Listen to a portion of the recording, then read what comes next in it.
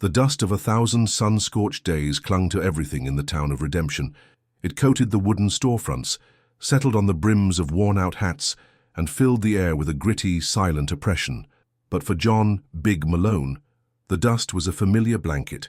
At 6.5 feet tall, with shoulders as broad as a barn door, John was a man of few words and immense presence. He was a rancher, not a townsman. His life was a symphony of labor. The creak of saddle leather, the lowing of cattle, the rustle of dry grass underfoot. His hands, calloused and thick, were more used to mending fences than shaking hands. He came into Redemption only when necessity demanded it, and today necessity was a new plow blade. The saloon's swinging doors flapped open as he passed, spilling out a cacophony of drunken laughter and a cloud of stale smoke. John didn't spare it a glance. He was heading for the blacksmith, his long strides eating up the distance. But a different kind of noise, a cruel, mocking murmur, drew his attention to the town square. A small crowd had gathered, their faces twisted into a mixture of morbid curiosity and disgust. John, his brow furrowed, followed their gaze to a makeshift auction block. On it stood a figure that seemed too small to be real. A girl, no older than 19, her thin frame shrouded in a tattered, dirt-stained dress. Her head was bowed, her long dark hair a curtain that hid her face. Her wrists, raw and red, were bound by a rope. The auctioneer, a slick-haired man with a voice as oily as his mustache, was shouting, "What am I bid for this fine specimen? A strong young lass, good for, well, you name it." His words were met with snickers and jeers. "She ain't worth a dime, Jed," someone yelled. "She's a monster," another shouted. John felt a familiar, slow burn in his chest. The town of Redemption had no shortage of cruelty. He'd seen men swindle others out of their land, seen women treated as chattel, but this felt different. It was a public spectacle of human suffering. As the crowd jeered, the girl finally lifted her head. John's breath caught in his throat. Half of her face was a landscape of a fire. The skin was pulled taut, a grotesque web of scar tissue that tugged at her mouth and eye, giving her a perpetual distorted grimace. Her right eye, a deep, startling blue, was filled with a pain so profound it seemed to have been forged in the same fire that had consumed her flesh. The other was clouded and unseeing. The sight wasn't monstrous to John. It was tragic. It was the face of someone who had survived an unimaginable hell. "Look at her. A monster, they call her," the auctioneer said, a cruel grin on his face. "Who'll take the monster girl off my hands?" The crowd laughed. No one was bidding. The sale was a joke, a humiliation ritual. John felt the weight of their cruelty as a physical thing. He had no need for a girl, especially not one so broken. But he couldn't stand by and watch this. He wasn't a hero in the stories, but he was a man who believed in dignity. He stepped forward, his boots crunching on the gravel. $500, he said, his voice a low rumble that cut through the noise. The laughter died. All eyes turned to him. The auctioneer's grin faltered, replaced by a look of stunned disbelief. "Malone? You sure?" he stammered. "500, and not a penny less," John repeated, his gaze fixed on the girl. She hadn't moved. She was a statue of pain, her eyes wide with a mixture of fear and confusion. The auctioneer, seeing the seriousness in John's eyes, quickly sealed the deal. "Sold! To John Malone! $500! The crowd began to buzz, their whispers a new kind of cruelty. "Why'd he buy that thing?" a woman hissed. "He's gone mad." John ignored them. He walked up to the block and untied the ropes from the girl's wrists. Her skin was cold and clammy. She flinched away from his touch. "It's all right," he said, his voice as soft as he could make it. "You're free." She didn't respond, just stared at him with that one terrified blue eye. He took her arm gently, his big hand dwarfing her small wrist, and led her away from the auction block, away from the jeering crowd, and towards his wagon. The town watched in stunned silence as the giant cowboy led the monster girl out of Redemption. As they left, a sudden cold wind kicked up, sending a swirling cloud of dust in their wake, as if to erase their presence from the town forever. John didn't know it then, but he wasn't just buying a girl, he was buying a ghost, a story, a burden of pain that would follow them both, out into the quiet, lonely expanse of his ranch. The silence of the open range was a far cry from the noise of the town, but it was a silence full of its own questions, its own demands, its own ghosts. The journey from Redemption to John's ranch was a long one, marked by the rhythmic creak of the wagon and the relentless quiet. John kept his eyes on the horizon, his hand resting on his rifle.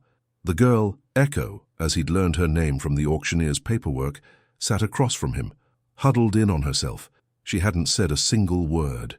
Not a thank you, not a question, not a sound. Her silence was a heavy, impenetrable shroud. He'd tried to offer her water, a piece of dried meat, but she'd only recoiled, her one good eye wide with a fear that seemed to run bone deep. He hadn't pressed her. He knew from experience that some wounds were too deep for immediate comfort. John's ranch was nestled in a wide valley, a cluster of buildings that looked both sturdy and lonely.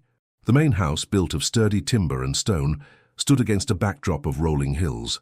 It was a simple home, clean and well kept, but it felt empty. The silence of the place, usually a comfort, now felt stark and amplified by Echo's presence. He helped her down from the wagon, his movements slow and deliberate. She flinched again but didn't pull away. He led her to the house, the dog, a black and white border collie named Scout, trotting up to them, his tail wagging. Scout stopped, looked at Echo and let out a low whimper, as if sensing the profound sadness emanating from her. "This is Scout," John said, his voice soft. "He's a good boy. He'll look out for you." Echo didn't look at the dog.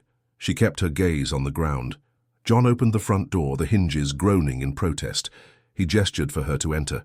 The house was a single, large room, dominated by a huge stone fireplace. A simple wooden table, 2 chairs, a small bed in the corner, and a few shelves holding books and cooking supplies. That was all. It was a bachelor's home, but it was clean. "You can take the bed," John said, pointing to the small cot. "I'll sleep on the floor." Echo finally looked at him, her one good eye searching his face, a flicker of something in its depths that he couldn't quite decipher. Fear, confusion, a glimmer of something like hope. It was gone as quickly as it appeared. She walked to the bed, sat down and curled up into a ball facing the wall. John left her alone. He went to the kitchen and started a fire in the stove. The smell of burning wood and soon coffee filled the room. He made 2 mugs, placing one on the table, and set a plate of bread and cheese next to it. He didn't press her to eat. He simply sat at the table sipping his coffee, watching the fire. He was a man of the earth, a man of patience. He knew that a storm didn't clear in an instant, and a damaged soul didn't heal in a day. He had to be like the mountain, solid and unmoving, waiting for the rain to stop. As the evening wore on, the silence in the room became a character in itself. It was filled with the crackle of the fire, the ticking of a clock on the shelf and the unspoken weight of 2 lives, so different, now inextricably linked. John finished his coffee and began to read from a worn book of poetry. He wasn't a learned man, but he loved the rhythm and the imagery. He read a passage about a lone eagle flying over a mountain. He read it aloud, his deep voice filling the quiet. Echo didn't stir. John read another passage, a tale of a lonely traveler finding a home in a stranger's cabin. He read until the last embers of the fire died down and the moon was high in the sky. He then lay down on a blanket on the floor, his back to the wall, and closed his eyes. He didn't sleep right away. He could hear her breathing, soft and shallow, from the bed. He knew she was awake. He knew she was listening. For the first time in a long time, John felt a different kind of burden on his shoulders, not of work, not of loneliness, but of a different kind of responsibility, a profound and delicate. He had brought her here to his silent house, to his quiet world. Now, he had to find a way to make it a home for her, to melt the ice that had frozen her. The morning light, pale and gentle, filtered through the window, painting the room in a soft golden hue. John woke before the sun, as was his habit. He rose, stretched his aching muscles, and glanced at the bed. Echo was still there, a small, still lump under the blanket. He went about his morning chores quietly. He lit the fire, brewed coffee, and cooked a simple breakfast of bacon and eggs. The smell of cooking food filled the air. He made 2 plates, setting one on the table and leaving the other on a stool near the bed. He sat down to eat, his gaze occasionally drifting to her. After a long moment, he heard a rustle. She sat up slowly, her scarred face a mask of uncertainty in the soft light. She looked at the food, then at him. He didn't say anything, just continued to eat his breakfast. He was trying to give her space, to not crowd her with words or expectations. He knew she needed time. After a few minutes, she tentatively reached out, picked up the plate and began to eat. She ate slowly, deliberately, as if each bite was a new and fragile experience.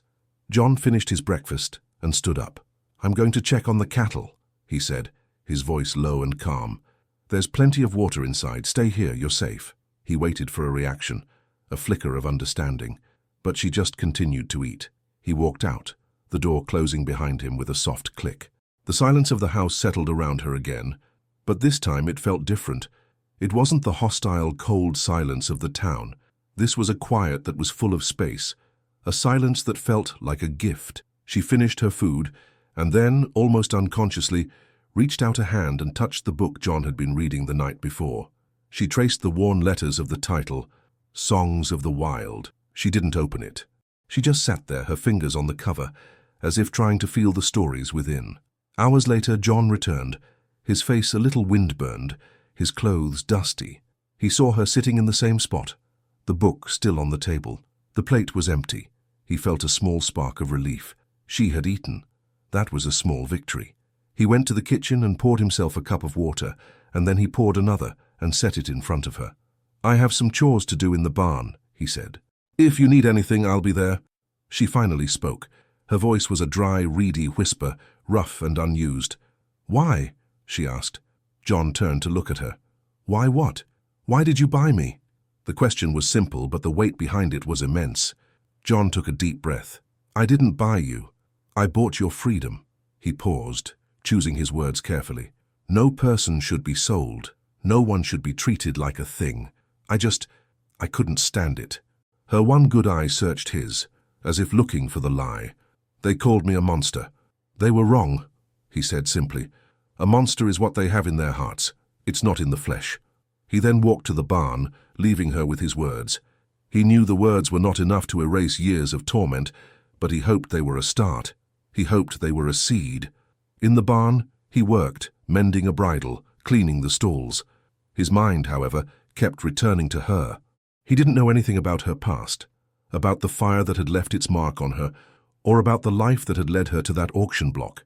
He knew her silence held a story of pain and survival that he could only guess at. He didn't want to force her to speak it. He knew some stories needed to be told on their own time when the heart was ready to bear the weight of their retelling.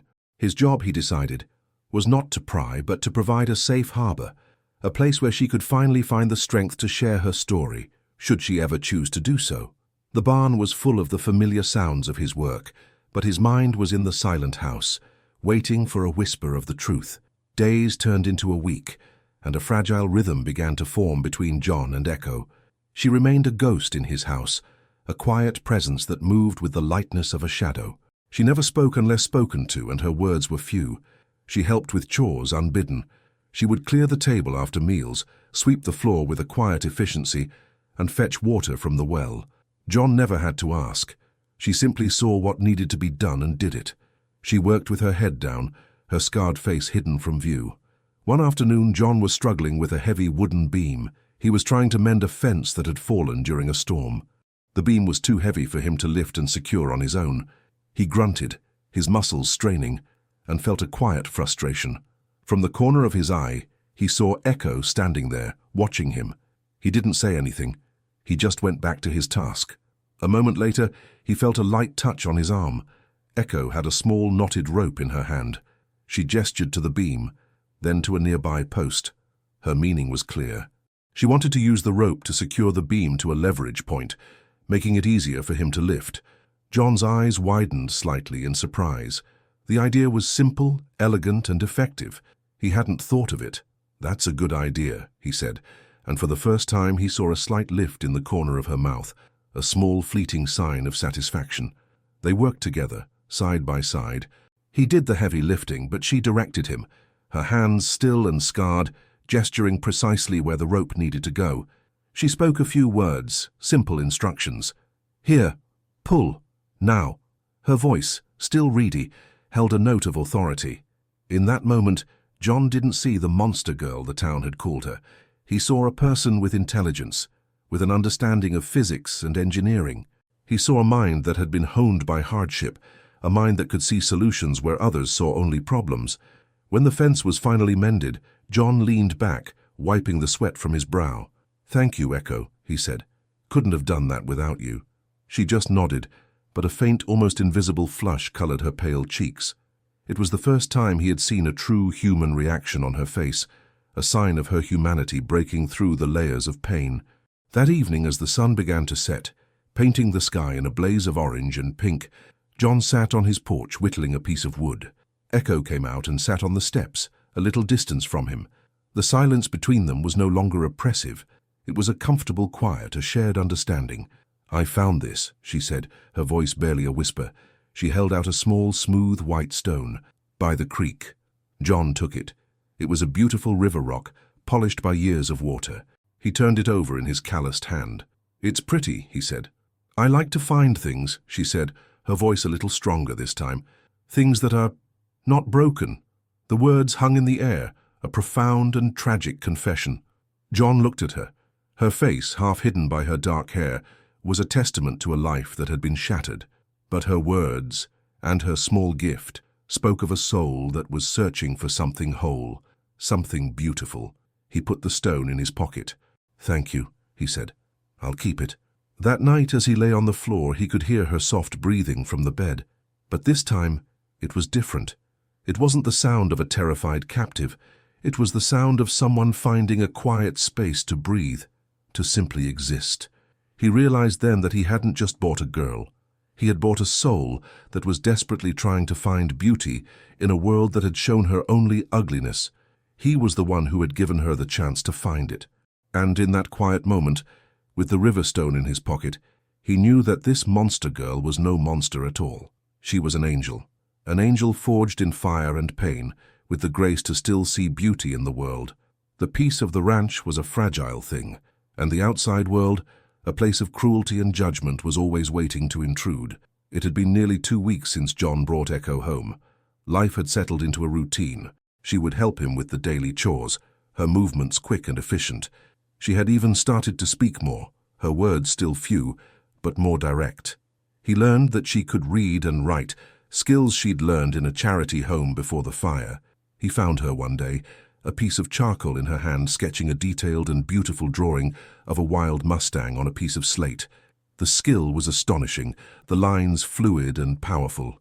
"That's beautiful, Echo," he said, looking at the drawing. She flinched and quickly tried to hide it. "It's nothing," she whispered. "It is not nothing," John said, his voice firm but gentle. "It's beautiful. You have a gift."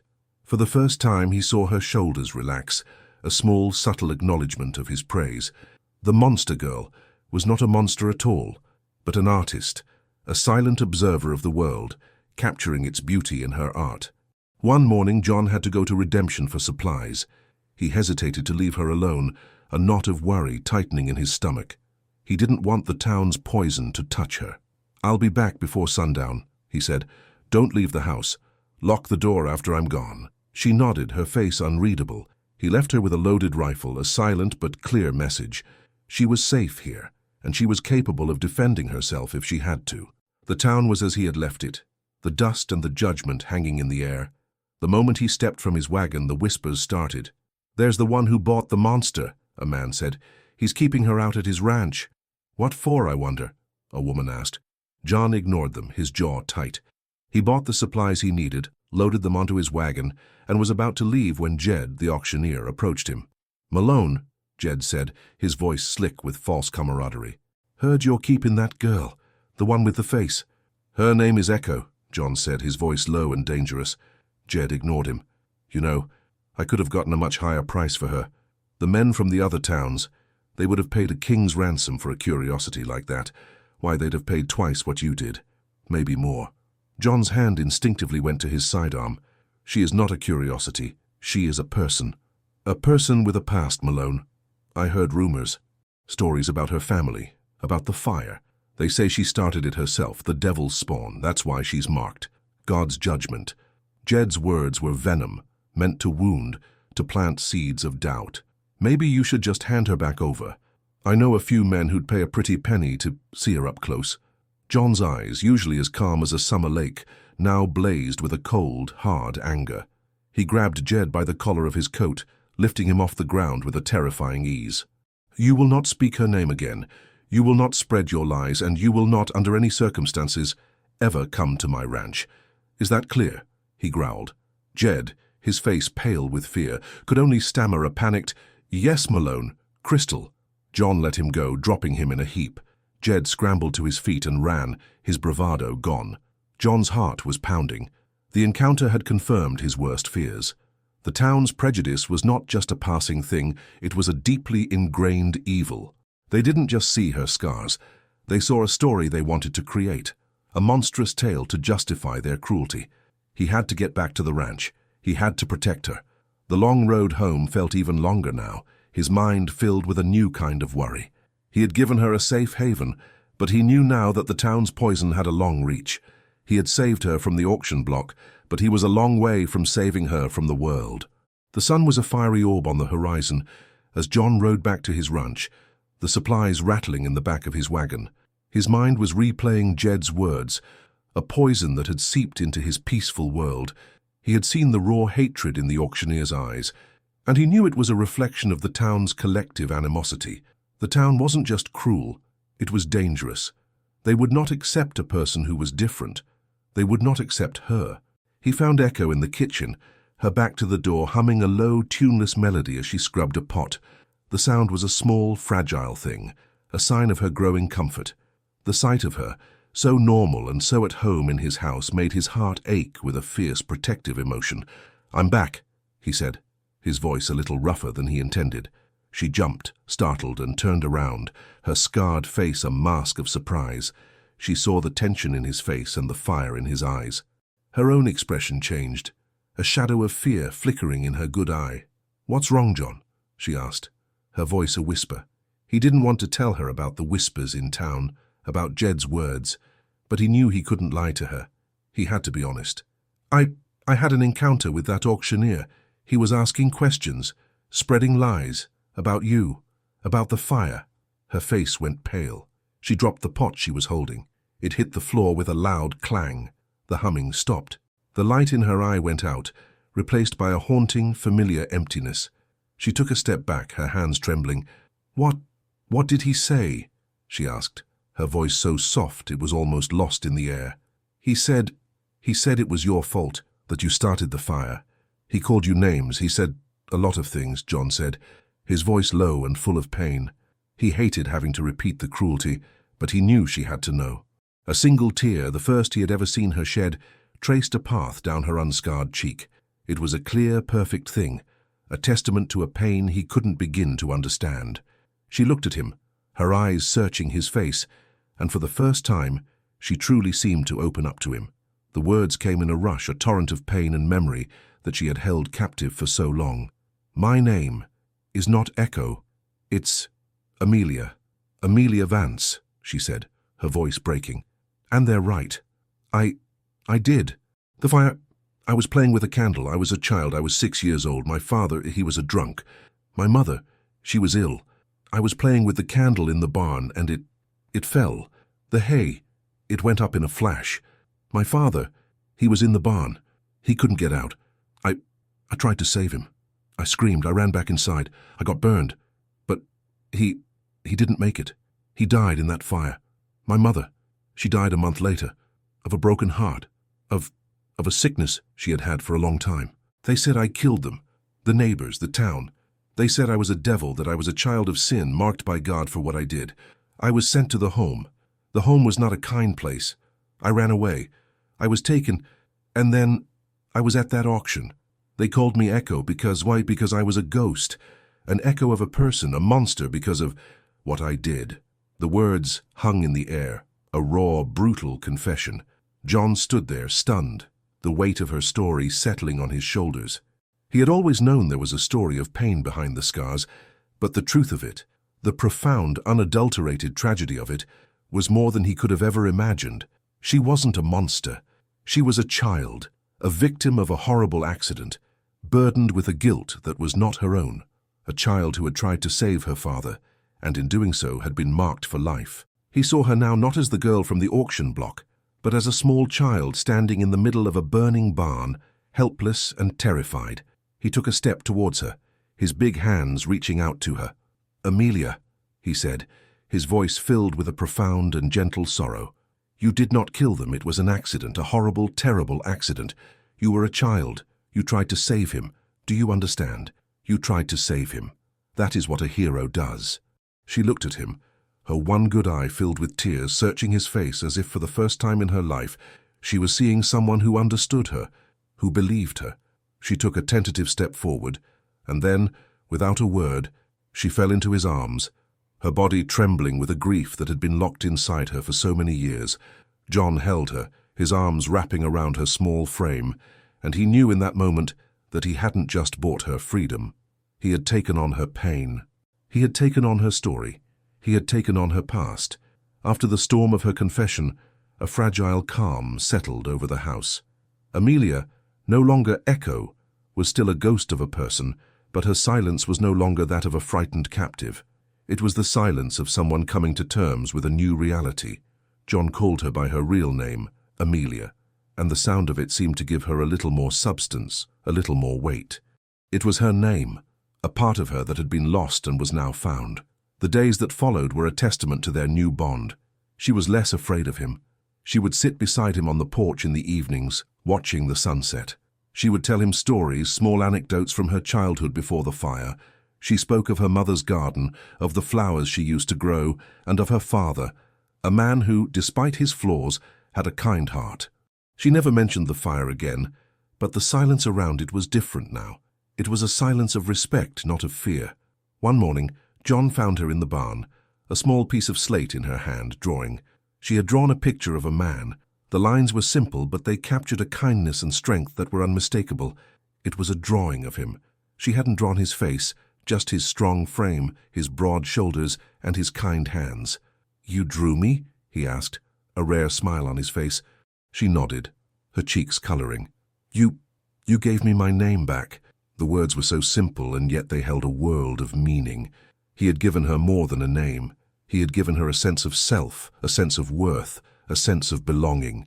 He had rescued her from the cruel world that had tried to erase her and given her a new one, a world where she was valued, not just for what she could do, but for who she was. Their peaceful life was a fragile thing, however, and the world was determined to break it. One afternoon, as John was returning from checking on the cattle, he saw a rider on his property, a sleek, well-dressed man on a magnificent horse. He was an unfamiliar face, but his confident demeanor spoke of authority and money. John's hand went to his rifle. He approached the man slowly, his eyes narrowed. The man smiled, a practiced, empty gesture. "John Malone, I presume," he said. "My name is Henry Vance. I'm a lawyer from the city. I've been looking for my niece, Amelia Vance." The words hit John with the force of a physical blow. Henry Vance, the same last name as Amelia, a lawyer, from the city. The man's smooth smile felt like a snake's kiss. "Amelia Vance?" John asked, his voice low and guarded. "Yes, my late brother's daughter. She was in a terrible accident. I've been searching for her for years. I heard she was sold at an auction in Redemption. I paid a good sum for a lead, and it led me to you." Henry Vance's eyes were cold and calculating. "I'm here to take her back. She's a minor. She's my responsibility." John felt a deep, instinctive revulsion. This man didn't look like a loving uncle. He looked like a vulture, a predator. He was here not for his niece, but for something else. John's mind raced, trying to figure out what the man wanted. He had to protect her. He had to keep her safe. "She's not here," John said, his voice flat. Henry Vance raised an eyebrow. "Now, Mr. Malone, I have it on good authority that she is. You bought her at that auction, didn't you? It's a matter of public record, however, unsavory it may be. I'm here to take her home. I have the proper legal documents. I have a court order." He reached into his coat and produced a folded piece of paper.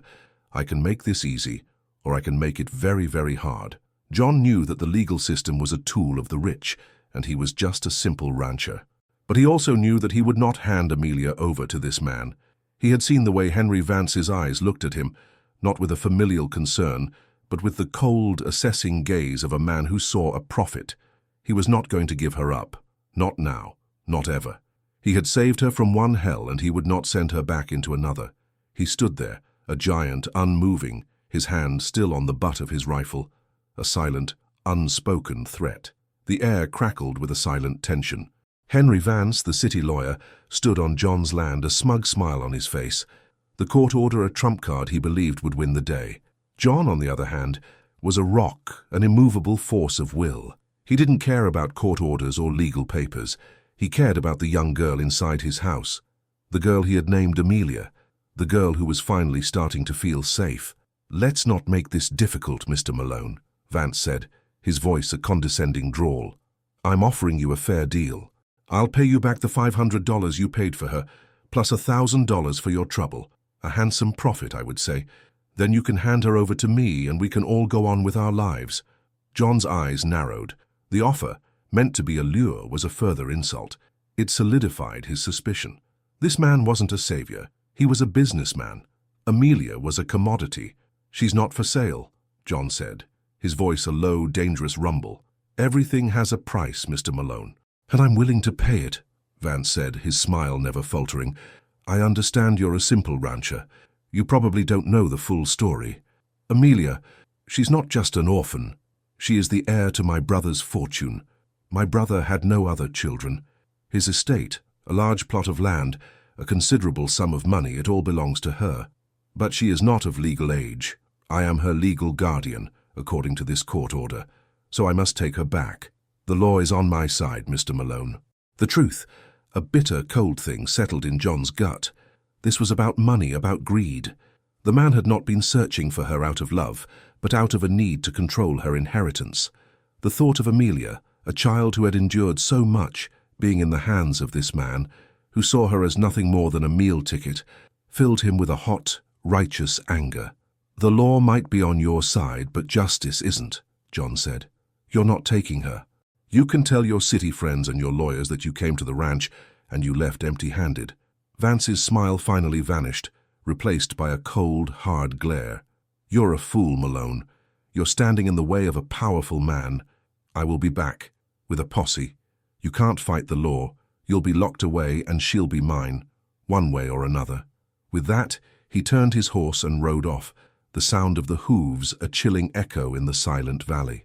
John watched him go, his heart pounding in his chest. He knew the man's words were not an empty threat. Vance would be back. He would bring the law, the men with badges and guns. John was a good man, but he was a man alone. He had no friends in high places, no lawyers to defend him. He only had his own strength, his own will, and a deep, abiding belief that he was doing the right thing. He walked back to the house, his mind racing. He had to tell Amelia. He had to prepare her. When he walked in, she was standing there, her face a pale mask of fear. She had heard the conversation. She had heard the name Henry Vance. "He's my uncle," she whispered, her voice trembling. "He was always a bad man. He would always try to get money from my father.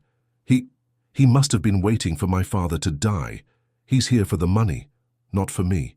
John nodded, his gaze fixed on her. "I know, and I won't let him have you." She looked at him, her one good eye filled with a mixture of terror and trust. "He'll bring the law. They'll take you away. They'll hurt you," she said, her voice filled with a desperate, pleading note. You should just let me go with him. It's better. It's the only way. You can't fight them. You're just one man." John took a step towards her, his big hands gently taking hers.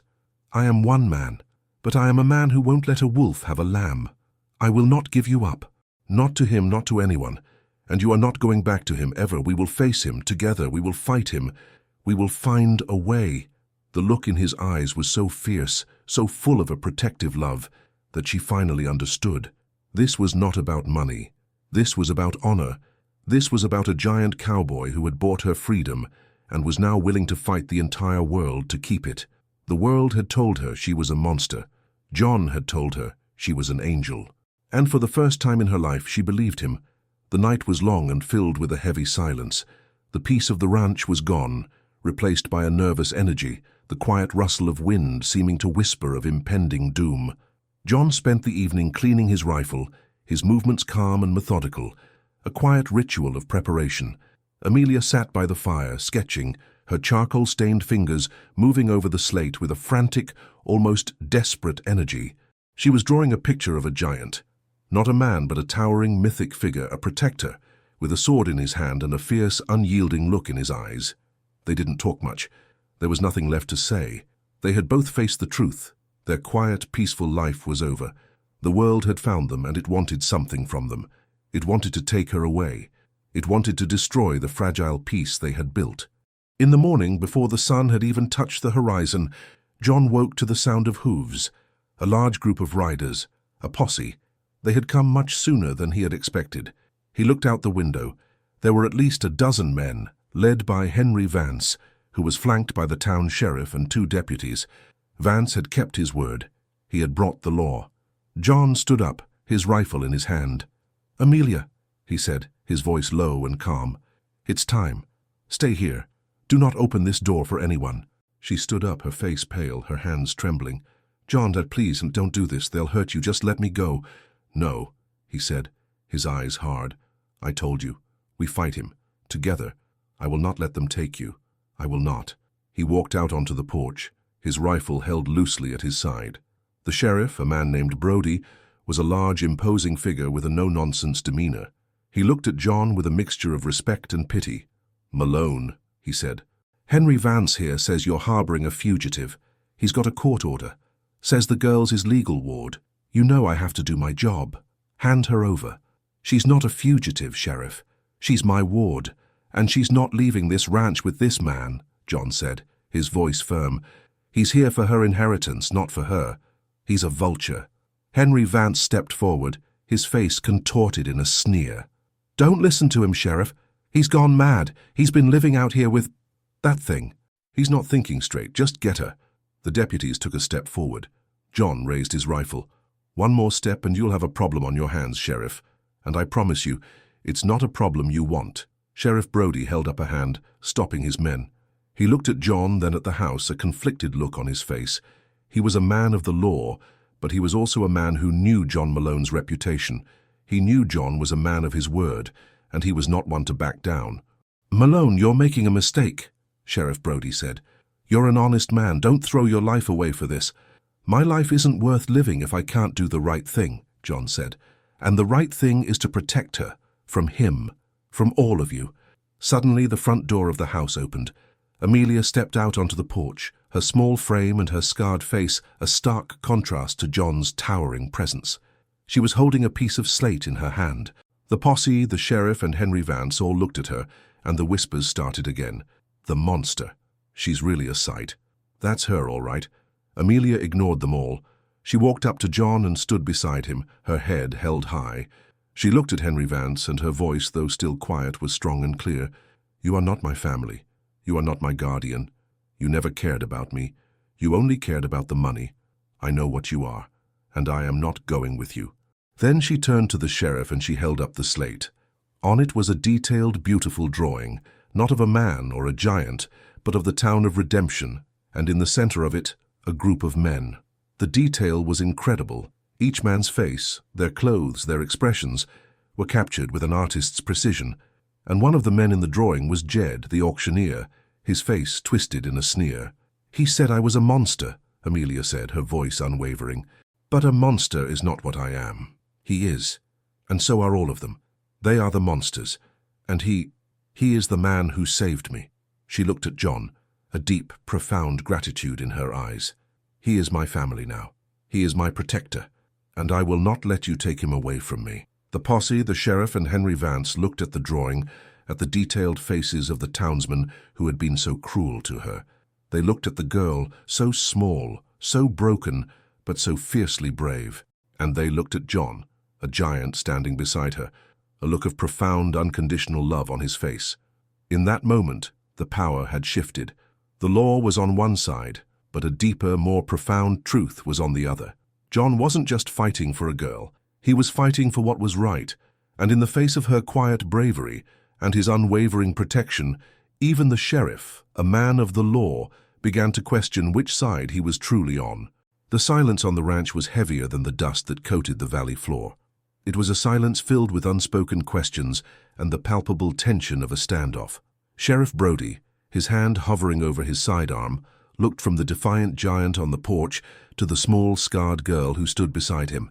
Amelia's drawing, a piece of slate now held in her trembling hands, felt like a judgment on them all. It was not just a picture. It was a truth, a silent accusation against the very people who claimed to be the law. Henry Vance, his face a mask of furious disbelief, broke the silence. "Sheriff, this is ridiculous. You're going to let a common cowboy and a girl defy the law? That thing is not my niece. She's a monster, and he's a fool who's been bewitched by her." Amelia flinched, but she held her ground. Her one good eye, though still showing fear, held a new, steely resolve. John's hand tightened on his rifle, his knuckles turning white. Sheriff Brody, however, held up a hand, silencing Vance with a gesture. The sheriff's gaze was fixed on Amelia's face. He saw the scars, the physical reminders of a tragedy, but he also saw the defiance, the quiet strength that was so at odds with the town's rumors. He had known John Malone for years. John was a hard man, but he was a fair man. He was no fool, and he was not one to be bewitched. "Vance, you have a court order," Sheriff Brody said, his voice slow and deliberate.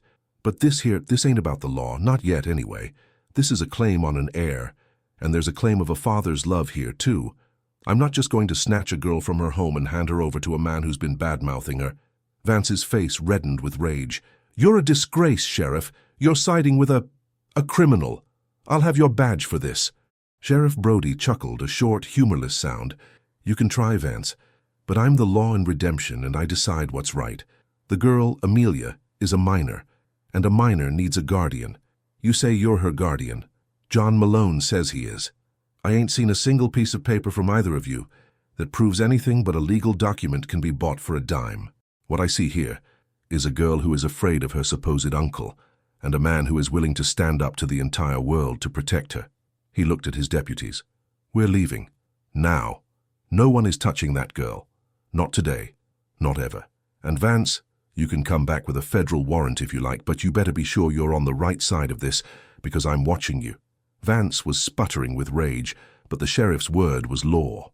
With a curt nod to his men, Sheriff Brody turned his horse and rode off, the posse following him. Vance, defeated but not humbled, glared at John and Amelia one last time before he, too, turned his horse and rode off, a chilling promise in his eyes. The ranch was silent again, the dust from the horses settling slowly in the morning air. Amelia's legs buckled, and she fell to her knees on the porch, the slate with her drawing falling from her hands and shattering on the floor. John was by her side in an instant, his big hands wrapping around her. She was shaking, the fear she had held at bay for so long finally breaking through. "He'll be back," she whispered, her voice a reedy, broken thing. "He'll get a real court order. He'll get a real warrant. He'll take me away." John held her, his heart aching with her pain. "I know," he said, his voice low and firm, "but he's not coming back today. And when he does, we'll be ready. We'll fight him. We have time. And we'll use it." He helped her up, his gaze filled with a fierce determination. "He thinks he has the law on his side. He doesn't have a damn thing, not here, not with me." He was a man who lived by a simple code: protect those who couldn't protect themselves. The world had tried to break Amelia, to turn her into a monster, but in his hands, in his house, in his world, she was becoming a person again.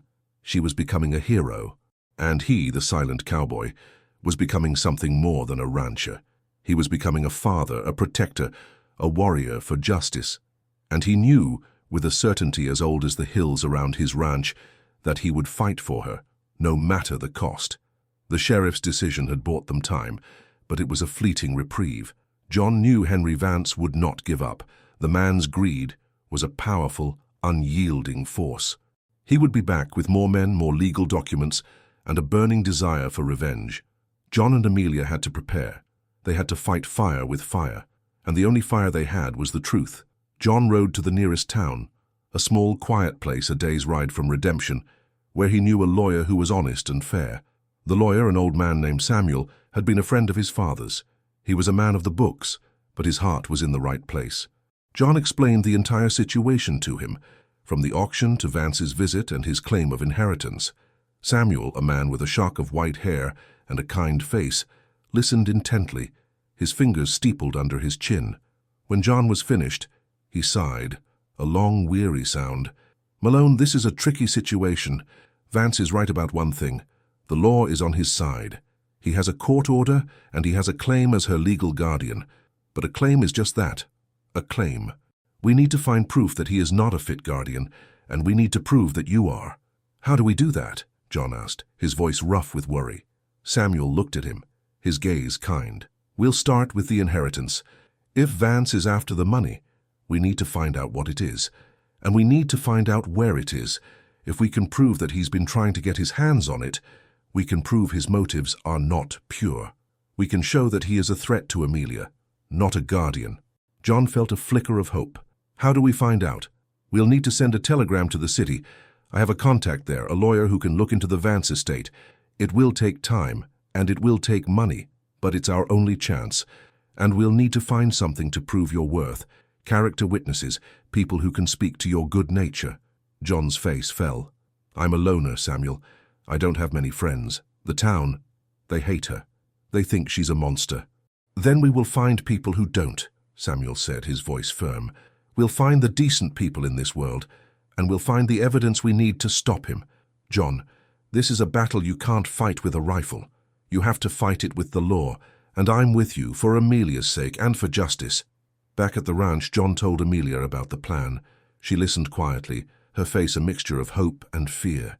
She didn't want to bring more trouble to John. She had already brought him so much.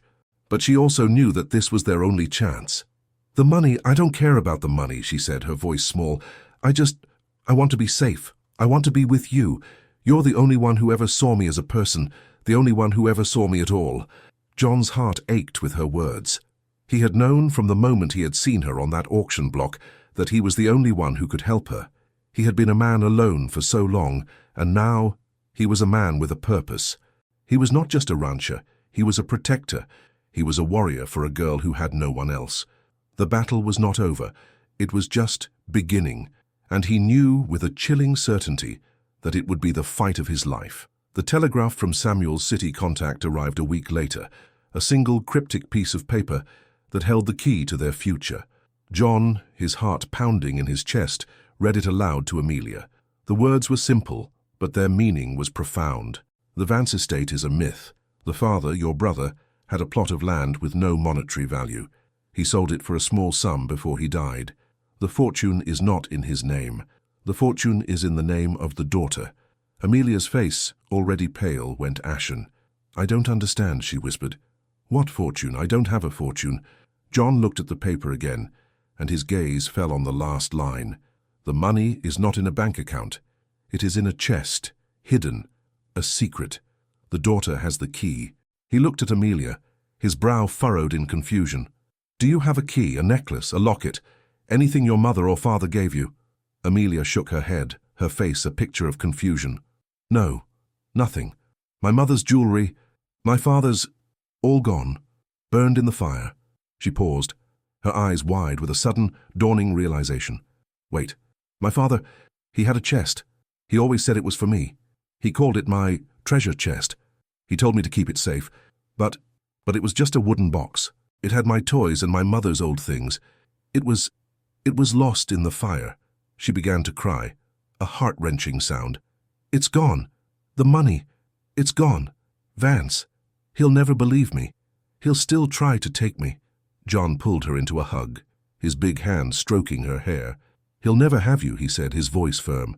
"And maybe the chest isn't gone. The fire, it burned the outside of the barn, but not the root cellar. Your father had a root cellar, didn't he? A place to store food for the winter?" Amelia's eyes, wide with hope, looked up at him. Yes, he did, but it was so small, and it was hidden. No one knew about it." "Then we'll go there," John said, a fire of determination in his eyes. "We'll go there and we'll find that chest. If it's there, we have a fighting chance. If it's not, we'll figure out another way." The journey to Amelia's old home, a day's ride from the ranch, was a tense one. They rode in silence, their minds a whirlwind of hope and fear. The place was a ruin, a skeleton of a home, a charred testament to a life that had been destroyed. The barn was a heap of blackened timber and twisted metal, but the ground, where the root cellar had been, was still there, a small grassy mound in the corner of what had once been a field. Amelia led him to it, her movements a mix of memory and uncertainty. She found the wooden door, a small, unremarkable thing hidden under a layer of dirt and weeds. They dug it out, their hands working with a feverish urgency. The door was heavy, But John was a strong man. He pulled it open, and the smell of damp earth and rot wafted out. They climbed down into the small dark space. The floor was a damp, muddy mess. They searched the darkness, their hands feeling for anything solid. And then, Amelia's hand brushed against something hard, something wooden. "John," she whispered, her voice filled with a desperate hope. "I found it! I found it!" John struck a match, and in the flickering light, they saw it. A small wooden chest, its exterior charred and blackened, but its interior still intact. It was a miracle. It was the treasure chest her father had left for her. It was the proof of her inheritance. It was their ticket to freedom. And it was the reason why Henry Vance, a man of greed and power, would never ever stop looking for her. The chest was heavy, but John's strength was more than a match for it. He carried it out of the root cellar, his heart a mix of triumph and a chilling sense of dread. The treasure they had found was not just a fortune, it was a target. They had to get back to the ranch, and they had to protect it. Back at the house, they placed the chest on the table. It was a simple wooden box, bound with metal straps. It was locked and there was no keyhole. Instead, there was a small, intricate carving on the top, a series of symbols that seemed to hold a secret. "My father told me I had the key," Amelia said, her brow furrowed in confusion. "But I don't have a key." John looked at the carving, and his mind, a practical and logical tool, began to work. He didn't know much about riddles, but he knew about puzzles. He ran his hand over the carvings, and his fingers brushed against something, a small, almost invisible crevice, a subtle indentation that looked like a place for a key to fit. It was not a physical key, but a symbol that would fit a key that was not metal but something else entirely. "The key, it's not a physical thing," he said, his voice a low rumble. "It's a memory. It's a riddle. What did your father love? What was his life? What was his secret?" Amelia thought for a long moment, her eyes closed in concentration. Her father, a kind man, a good man, a flawed man, but he had a secret he had kept from everyone, even his own family, a secret that had been revealed in the fire. "The fire," she said, her voice filled with a sudden dawning understanding. "My father, he was a prospector. He was looking for gold. He always told me he was looking for treasure. He had a secret mine. He always told me it was a secret between us. He said the gold was a treasure for me, and the fire, it must have been a trick. The fire, it must have been a way to keep the secret safe, to make people think the gold was gone, to make them think the treasure was lost." John's eyes widened. A secret mine. It made sense. It explained everything. It explained why Henry Vance was so intent on getting Amelia. It explained why her father's estate was a myth. The fortune was not in a bank, it was in the ground. "The key, well, it's in the fire," she said, her voice a little stronger now. "The symbol, the carvings, they're a map, they're a clue, they're a riddle. The key is to find the mine. And the mine, it's in the fire. It's in the memory of the fire." John knew what she meant. The carvings on the chest were a map, a guide to the mine. They were a secret, a riddle only she could solve. Her father had left a map to the gold, not in a book, but on the very thing that held her toys, the very thing that was meant for her. It was a testament to his love. He had wanted her to have the treasure, but he had wanted her to find it on her own, to be the one to possess it. He had wanted her to be a hero. He had wanted her to be a hero in her own story. The chest was more than just a box of gold. It was a message from a father to his daughter, a testament to a love that had survived a fire. And for the first time in her life, Amelia understood. The fire had not destroyed her. It had saved her. It had kept the secret of the gold safe, and it had given her a key to her own future. She was no longer a victim. She was a hero, and her journey was just beginning. The chest was on the table, its surface a testament to a father's love, and a secret that had survived a fire. But they were still no closer to opening it. The carvings on the lid were beautiful, but they were not a map John could read. They were a language that only Amelia could understand. Her father had made the key to the treasure a riddle, a puzzle only his daughter could solve. "The carving, what do they mean?" John asked, his voice low with a new kind of frustration. He was a man of action, a man of logic, and this was something he couldn't just solve with his hands. Amelia ran her fingers over the carvings, her face a mask of concentration. He always told me stories about the constellations, about the stars. He would say that the stars were a map to our own destiny. He would say that the fire would show us the way. She paused, her eyes closed, trying to remember a childhood long past. The carvings, they're the constellations, the stars, a map to the mine. She began to trace the carvings on the lid, her fingers moving with a slow, deliberate grace. She pointed to a series of lines that looked like a dipper. This is Ursa Major, the Big Dipper. He always told me that it was a cup that held the tears of the stars. He would say that when I was sad I should look at the Big Dipper and know that I wasn't alone. And this is Orion, the hunter. He was a warrior.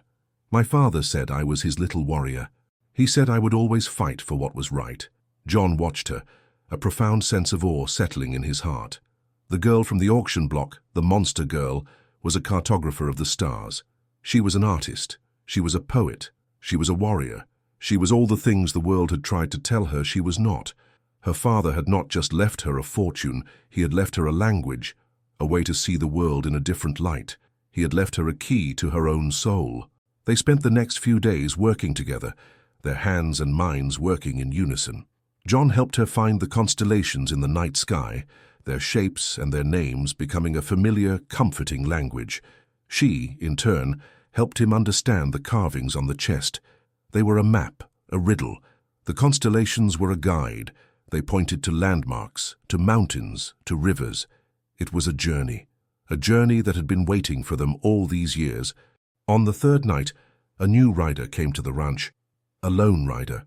John's hand went to his rifle. He had no friends, and he had no one to trust.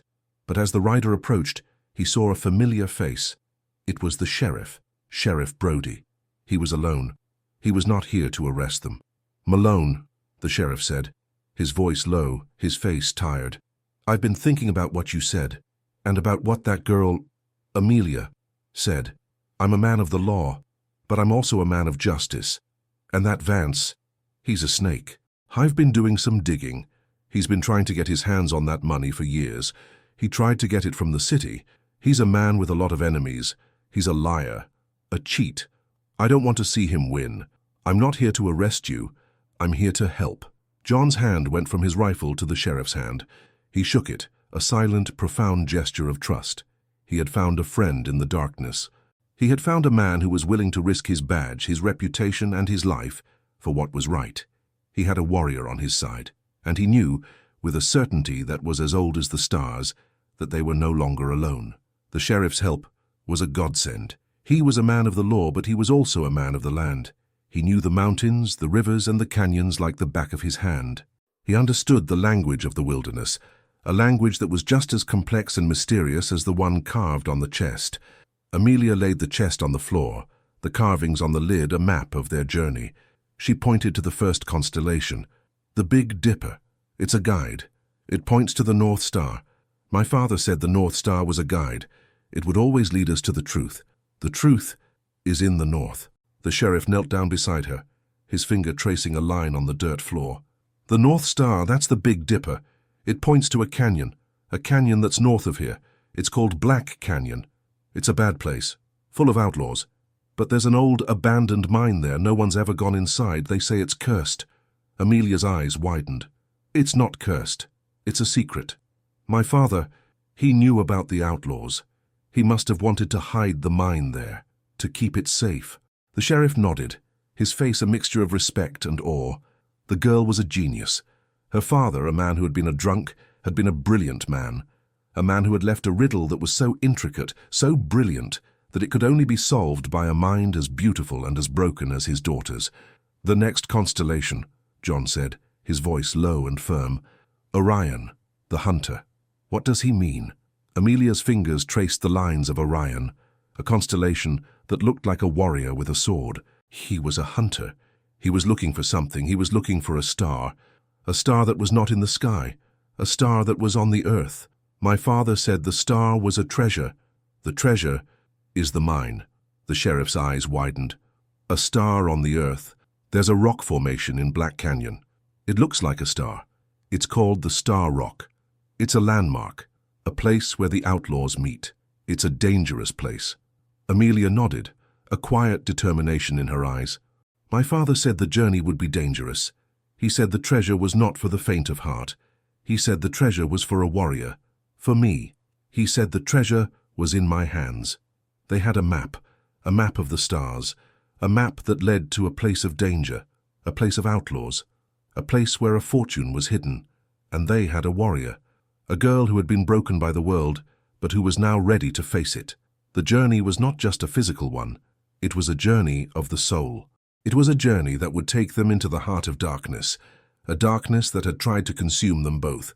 But they were no longer alone. They had each other. And they had the sheriff, a friend in the darkness, a man who was willing to stand with them, no matter the cost. The fight was not over. It was just beginning. And it was a fight they were ready to win. The sun was a fiery orb in the sky as John and Amelia rode out of the ranch. The sheriff had given them a map of the canyon, and he had given them a warning. The place was dangerous. It was full of outlaws, men who would not hesitate to kill for a piece of gold. John had a rifle, and he was a good shot, but he was one man, and he had a girl with him, a girl who was a fortune in human flesh. The journey was long and hard. The terrain was rough, and the heat was relentless. Amelia rode on a horse, her small frame a testament to her courage. She was no longer the frightened girl he had met at the auction block. She was a warrior. She was a cartographer of the stars. She was a girl who was ready to face her destiny. They reached the canyon a day later. It was a dark, foreboding place, the walls of the canyon towering over them, casting a long, chilling shadow. The air was still and silent, a silence that was more terrifying than any sound. It was the silence of a predator. The silence of a place where a man could disappear and never be found. "We have to be careful," John said, his voice low and firm. "We're in their territory now. We have to be silent. We have to be invisible." Amelia nodded, her face a mask of determination. She was no longer a child. She was a woman. She was a hero. She was a warrior. They dismounted from their horses and tied them to a small tree. They would go the rest of the way on foot. The ground was treacherous, filled with loose rocks and thorny bushes. They moved slowly, their eyes and ears on constant alert. They saw a few signs of life, a cigarette butt, a discarded bottle. They were in the heart of the outlaws' territory. They were a trespasser. They were a prey. As they moved deeper into the canyon, they saw it. The Star Rock, a large, jagged rock formation that looked like a star. It was a landmark, a signpost, a place where the outlaws met. They saw a few men gathered around a fire, their faces twisted with suspicion. They were a small, unkempt group, but their rifles were in their hands, and their eyes were on the canyon, their gaze as sharp as a hawk's. John and Amelia hid behind a large boulder, their hearts pounding in their chests. They had to get past them. They had to get to the mine. The mine. It was somewhere on the other side of the canyon. The outlaws. They were guarding the only way in. "What do we do?" Amelia whispered, her voice a small, fragile thing in the vast, terrifying silence. "We wait," John said, his voice firm. "We wait for the night. We wait for them to fall asleep. And then we move. We move with the stars. We move with the darkness. We move with the warrior." The night was long and cold. They huddled together, their bodies a small, warm fortress against the cold wind. They watched the outlaws, their silhouettes a dark, menacing presence against the fiery light of their campfire. As the night wore on, the fire died down, and the silhouettes became one with the darkness. They were asleep. It was their time to move. "Ready," John whispered. Amelia nodded, her hand gripping his. She was ready. She was not afraid. She was a warrior. She was a hero. And she was going to get her treasure.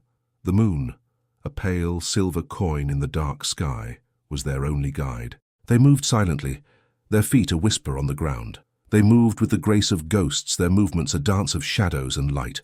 They passed the sleeping outlaws, their hearts pounding in their chests. The men were in a deep, drunken sleep, their rifles on the ground, their bodies a testament to their carelessness. They were lucky. They had a window of opportunity. They had a chance. They reached the other side of the canyon. The ground was rocky and uneven. The air was filled with a different kind of silence. The silence of a place that had not been touched by human hands in years. A place that had been left to die. A place that was waiting for them. Amelia stopped, her eyes searching the ground.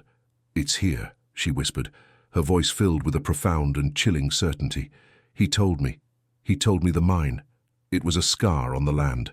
A wound. John's eyes scanned the ground. He saw it. A small dark opening in the side of a cliff, a wound on the face of the earth. It was a mine. It was the mine. He had found it. He had found the treasure. But he had also found something else. The feeling of being watched. A chilling, unsettling feeling that made the hairs on the back of his neck stand up. He was not alone. "We have to go in," Amelia said, her voice filled with a desperate urgency. "We have to get the treasure before he comes back." John nodded, his rifle in his hand, his eyes on the darkness. He knew what she meant. They had to get in. They had to get the treasure. They had to get out. They were running out of time.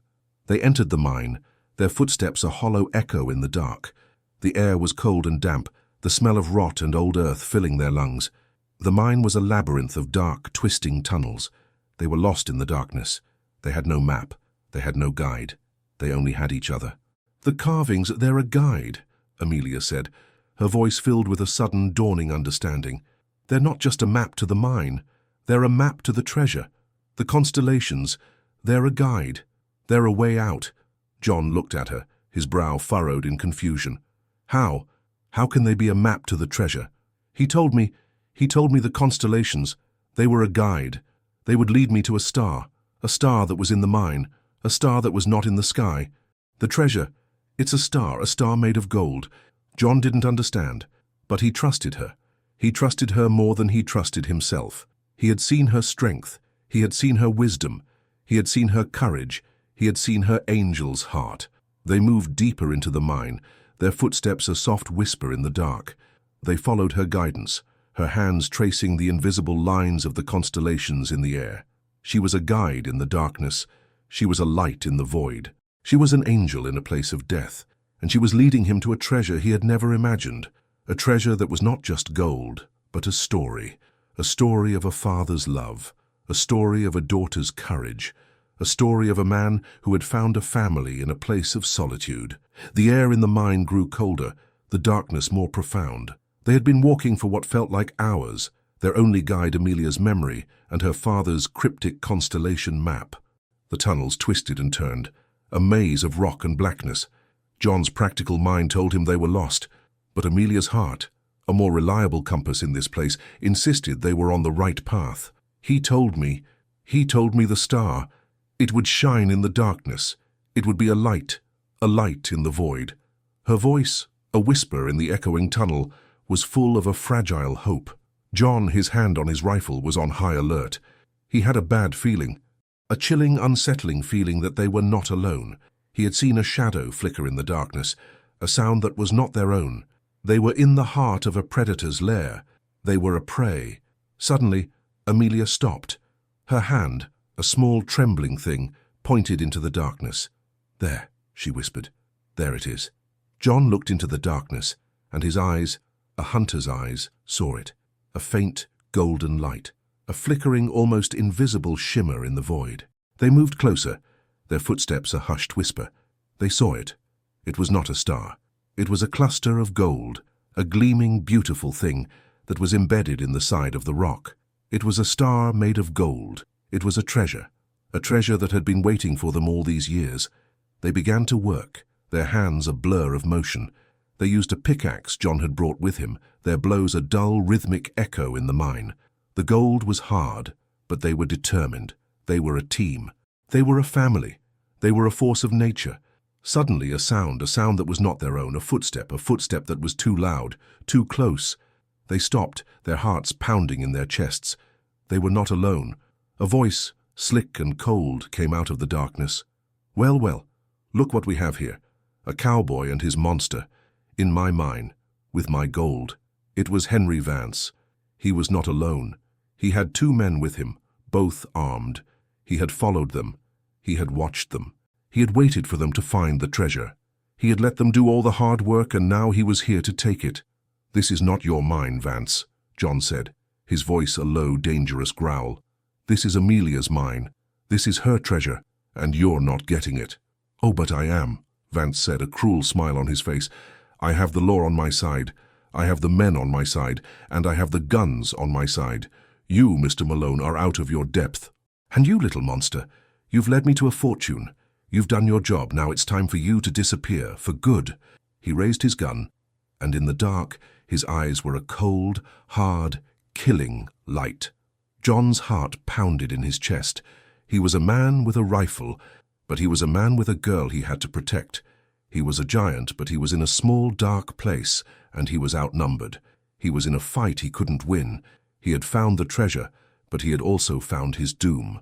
He had found the end of his journey, or so he thought.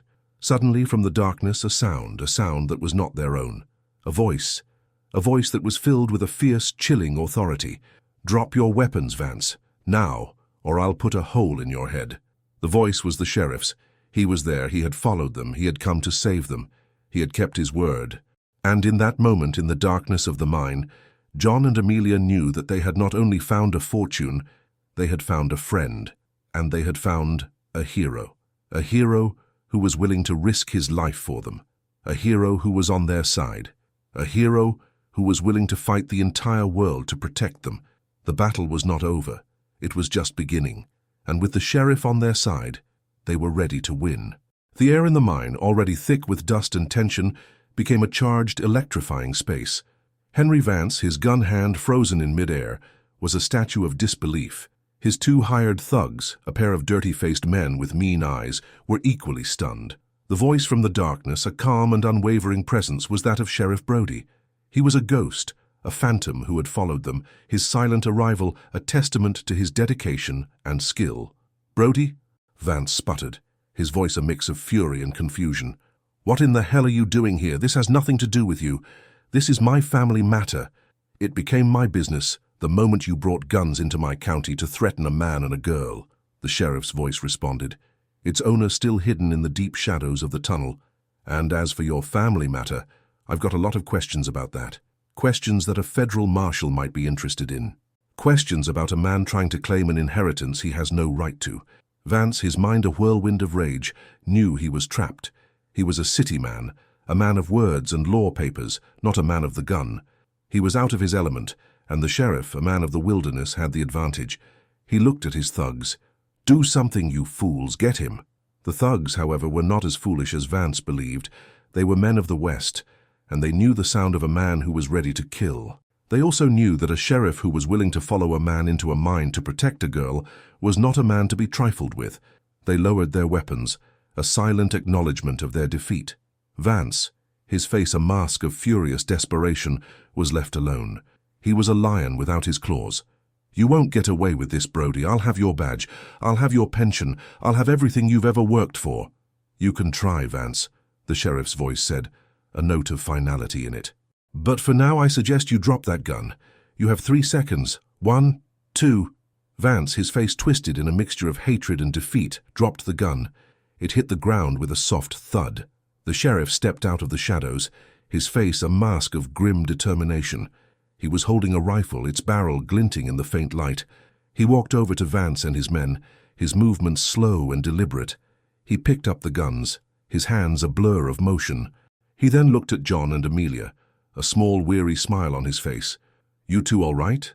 he asked. "We are now," John said, a profound sense of relief washing over him.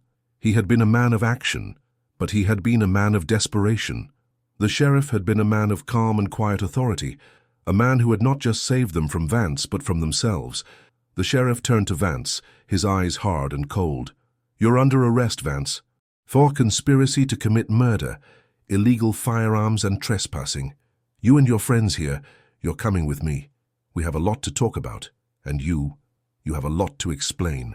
Vance sputtered, but the sheriff's gaze silenced him. He was a defeated man. He was a man who had lost everything. He had lost the gold, he had lost the girl, and he had lost his freedom. He was a city slicker, a man of paper, and he was in a world where paper was worthless, and a man's word was everything. And the sheriff, a man of his word, had won. The walk out of the mine was a silent one. John and Amelia walked in front, their hearts filled with a profound sense of relief and a new, unspoken kind of gratitude. The sheriff, with Vance and his 2 thugs in tow, walked behind them. The outlaws, startled by the noise, were gone. They had heard the sheriff's voice and had fled, leaving their camp in a state of disarray. They had known who they were dealing with. Back at the horses, the sheriff cuffed Vance and his men, their faces a mixture of fury and shame. They were a pathetic sight, a city man and his two thugs, defeated by a cowboy and a scarred girl. They were a testament to the power of a man's character over his wealth. "What now, Sheriff?" John asked, his voice low. "Now, we go back to redemption," the sheriff said, his eyes on Vance. "We have a lot to talk about. We're going to have a trial, a real one. A trial that will decide who is a monster and who is an angel." He looked at Amelia, a small, kind smile on his face. "And you, young lady, you have a lot of explaining to do. About that fortune, about your father, about your past." Amelia, her face a mask of uncertainty, nodded. She knew this was her chance to tell her story, her chance to tell the truth, her chance to be a hero in a world that had tried to make her a monster. Back in Redemption, the news spread like wildfire. The town, which had so willingly turned its back on Amelia, was now filled with a morbid curiosity. They watched as the sheriff brought Vance and his men to the jail. They watched as Amelia, her small frame a testament to her courage, walked into the courthouse. They were a jury of public opinion, a jury that had already condemned her, but a jury that was now forced to listen. The trial was a simple and yet profound one. The sheriff was a witness, a man of law who had risked his life for justice. John was a witness, a man of the land who had risked his life for a girl he had just met. And Amelia was the key. She stood on the witness stand, her small frame a beacon of courage. She told her story. She told them about the fire. She told them about her father. She told them about the treasure. She told them about the constellations. She told them about the golden star. She told them about the man who had called her a monster and the man who had called her an angel. The town watched in stunned silence. They saw the tears on her face. They saw the pain in her eyes. But they also saw the courage. They saw the strength. They saw the woman she had become. They had called her a monster, but they were the ones who had been monstrous. They had judged her for her scars, but they were the ones who were scarred on the inside. When she was finished, the judge, a wise old man with a kind face, looked at her, and his eyes were filled with tears. "This court finds Henry Vance and his associates guilty of all charges, and this court finds that Amelia Vance is not a monster. She is a hero. She is a survivor. She is a girl who has a fortune that she deserves, and she is a girl who has a guardian who deserves her, a guardian who is a man of honor, a man who is a true hero." He looked at John, his gaze filled with a profound respect. "John Malone, you are a guardian of the law. You are a guardian of justice, and you are a guardian of a girl who has found her place in this world.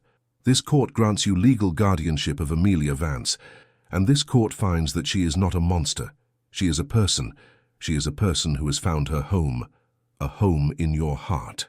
The verdict was a shock to the town of Redemption. They had come to the courthouse for a show, for the humiliation of the monster girl and the fool who had bought her. Instead, they had witnessed a truth that had shattered their illusions. They had seen a girl they had called a monster, stand up to a man who was all power and no soul and win. They had seen a man, a loner, a man of the land, stand up for what was right and win. The town's silence was no longer one of judgment. It was one of shame. They had been wrong. They had been cruel. They had been monstrous. The whispers which had been so venomous were now a quiet murmur of regret. The looks, which had been so full of disgust, were now full of a quiet, hesitant admiration. Amelia and John left the courthouse hand in hand. The town watched them go, a single silent tear on the face of an old woman, a small nod of respect from a man who had once jeered at them. They had not just won a legal battle, they had won a moral one. They had changed the hearts of a town. They had shown them that a monster was not what you saw but what you were, and an angel was not what you were born but what you became. Back at the ranch, life settled into a new, comfortable rhythm. The treasure, the star of gold, was not a fortune to them. It was a testament to a father's love.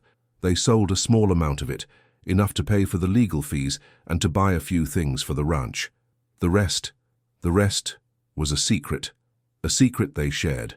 A secret that would always be a reminder of their journey, a reminder of the monster and the angel, a reminder of a man and a girl who had found each other in the darkness. Amelia's art, once a secret, was now a profession, She drew the mountains, the rivers, the canyons. She drew the constellations. She drew the people of redemption, their faces now full of a new, complex emotion. She drew John, a giant with a kind heart. Her drawings were not just art. They were a story of a town that had been redeemed, a story of a girl who had found her voice, a story of a man who had found his purpose. The town, in its own way, tried to atone. The people would bring them gifts, a basket of apples, a fresh-baked pie, a new tool for the ranch. They were small, hesitant gestures, a silent apology for a past they could not erase. John and Amelia accepted them, their faces a mask of quiet grace. They had forgiven them. They had moved on. They had a new life, a life that was not defined by their past but by their future, a future that was bright, a future that was full of hope, a future that was a testament to the power of a man's kindness and a girl's courage, a future that was a testament to the power of love. Life at the ranch was a quiet symphony of new beginnings. The physical scars on Amelia's face remained, a permanent and brutal reminder of the past, but they no longer defined her. Instead, they were a part of her story, a testament to her survival. She had a new home, a new name, and a new life, but the emotional scars, the ones that were invisible, remained. She had a profound and deep-seated fear of crowds, of loud noises, of sudden movements. She would flinch when a new person entered the room. She would tremble when a horse's hoof would thunder on the ground. She was a survivor, but she was also a woman who had been broken. John understood. He was a man of the land, a man who lived in a world of quiet and solitude. He had been a loner for so long, and he knew that some wounds, the ones that were on the inside, were the ones that took the longest to heal. He didn't press her. He didn't rush her. He gave her space. He gave her time. He gave her the quiet of his heart and the solitude of his land. Amelia, in turn, began to show a new side of herself. She was a woman of the earth. She loved to garden. She loved to plant flowers, the same flowers her mother had loved. She created a small, vibrant garden in front of the house, a splash of color in a world of green and brown. The garden was her story. The flowers were her words. They were a testament to a life that had been destroyed, but was now blooming again. One day, as she was working in the garden, a small boy, no older than 10, approached her. He was a son of a rancher who lived nearby. He was a curious boy, and he was not afraid of her. He looked at her, his eyes wide with a quiet, innocent wonder. "Are you the monster girl?" he asked, his voice a small, honest thing. Amelia's heart clenched. The words, so innocent, were a wound. She had been so sure she had left the monster behind. She had been so sure she was an angel. She looked at the boy, and her gaze, for the first time in a long time, was full of a quiet, profound sadness. "I am not a monster," she said, her voice a small whisper. "I am just a girl." The boy looked at her, and he saw the sadness in her eyes. He saw the tears that were threatening to fall. He saw her humanity. He reached out a small, hesitant hand, and he touched her scarred cheek. "It's a beautiful scar," he said, his voice a soft, gentle thing. "It looks like a map of a mountain that's a home." Amelia's breath caught in her throat. The boy, a child, had seen what no one else had seen. He had seen the beauty in her scars. He had seen the story in her pain. He had seen the angel. She fell to her knees and she hugged him, her body shaking with a profound and overwhelming emotion. The boy, a child who had seen a monster, had found an angel. And in his kindness, he had given her a new name that was not monster, a new name that was home. The boy's words were a catalyst. They were a key that unlocked a door she had kept locked for so long. The scar on her face, a brutal reminder of the past, was no longer a curse. It was a part of her story. It was a part of her identity. It was a part of her beauty. She began to spend more time in the town. She would go to the general store with John. She would talk to the women. She would talk to the children. She was still quiet, still hesitant, but she was no longer a ghost. She was a presence. She was a person. The town, in turn, began to change. They saw her, not as the monster girl, but as Amelia. They saw her kindness. They saw her courage. They saw her humanity. The old woman who had cried in the courthouse would bring her fresh eggs. The men would tip their hats to her. The children would run up to her and touch her scarred cheek, their small fingers a testament to a love that was pure and innocent. John watched her, his heart full of a quiet, profound joy. He had saved her from a world of cruelty, but she had saved him from a world of solitude. He had been a man alone for so long, and now he had a family that was not defined by blood but by love, a family that was not defined by the world but by their hearts. One evening, as they were sitting on the porch, a soft, gentle breeze blowing through the valley, John looked at her. Her face, in the soft light of the moon, was a landscape of a fire, but it was also a landscape of a hero. Her eyes, filled with a quiet, profound peace, were a testament to a soul that had survived. "Amelia," he said, his voice a low, gentle rumble. "The scar, they're beautiful." She smiled, a small, genuine thing that touched her eyes. "They are," she said, her voice a soft whisper. "They are a map of my home, a map that led me to you, a map that led me to my angel." He reached out a hand, and he gently touched her scarred cheek. It was a gesture of love, a gesture of acceptance, a gesture that was more powerful than any word.